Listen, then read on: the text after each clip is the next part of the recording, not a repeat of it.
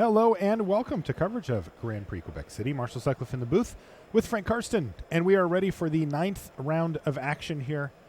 And this is an important one. This is going to determine our day 2 cut, Frank.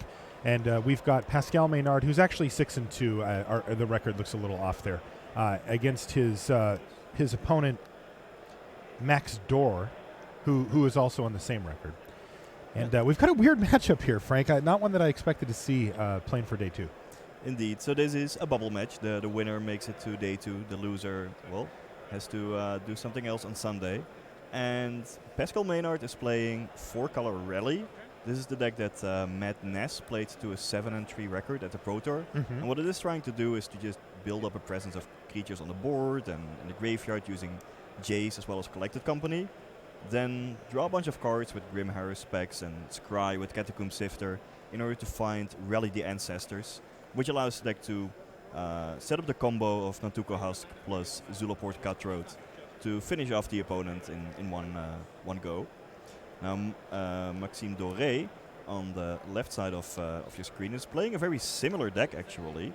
The only difference is that, well, he doesn't have blue, so he doesn't have access to Jace, Vryn's Prodigy. Okay. Instead he has some additional sacrifice fodder creatures like Sultai Emissary and Blisterpod. This does give him a better mana base, but as we see Pascal already looting and setting up his graveyard with the Jace, I think at least in game 1 I would have to favor the 4-color deck because Jace is so instrumental in setting up the combo and making your Rally the Ancestors better that I'm liking Pascal's position here so far. Okay, well, we'll keep an eye on that. Yeah, I was wondering, how bad the mana gets if you do reach out for that 4th color, but I guess it's not that bad. Yeah, it is a little bit ambitious, I have to say, especially because you also need double white from the Rally. But it worked out for Matt Ness at the Pro Tour. Okay. And, well, Pascal already has 3 of his colors. The double white for Rally still a long way off, but with Jace you can dig through your deck quite easily. And also with the card draw from Grim Harris specs as well as the Scry from Catacomb Sifter. Mm-hmm. It shouldn't be that difficult to find the mana required. All right, so it looks like good starts from both players here, both with Nantuko Husks, one with Jace on Pascal's side, but Maxime has Zulaport Cutthroat and Sultai Emissary ready to go as well. It's a nice start. Although I do see that neither player actually has white mana yet. Yeah, that is the risk of playing all these multicolor decks. But Pascal already has Canopy Vista in hand. And, when one of the players is looting with Jace, setting up the graveyard, hitting your land drops, hitting your curve, getting closer to the Rally, Pascal is in the lead. But what Pascal will have to do is to defend himself from the Nantuko Husk early on. Because, imagine that Max Doré attacks on the next turn with the Nantuko Husk. Mm-hmm. What he could do is sacrifice the Sultai Emissary, sacrifice the Manifest that comes out of the Sultai Emissary, sacrifice the Zulaport Cutthroat. At that point, the Husk is already an 8-8. You also got 3 Zulaport Cutthroat triggers to drain Pascal.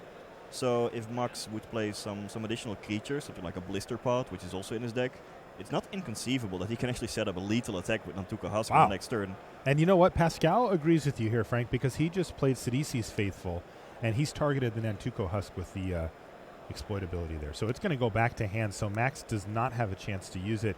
And that also puts a 4th card in the graveyard for Pascal, which means that this loot from Jace Vryn's Prodigy is actually going to transform it. Mm-hmm. Yeah, that will allow Pascal to take up the Jace, protect himself a little bit. So far there are no instants in his graveyard that he can flash back. There are not even all that many instants in his deck, just Collected Company and Rally the Ancestors. And Rally exiles itself when you cast it, so it can only end up there if you discard it to Jace. But, just discarding some creatures, setting up the graveyard for the Rally that Pascal indeed already has in hand. It's the game plan working to perfection so far. Yeah, he is cruising right along, and there's even a Catacomb Sifter as well. Some good sacrifice fodder for the Husk. Speaking of the Husk, in it goes. If I were in Max's position, I would probably just take it. It's not like Pascal will be all that interested in sacrificing a bunch of creatures to the husk already. And blocking with the Sultai Emissary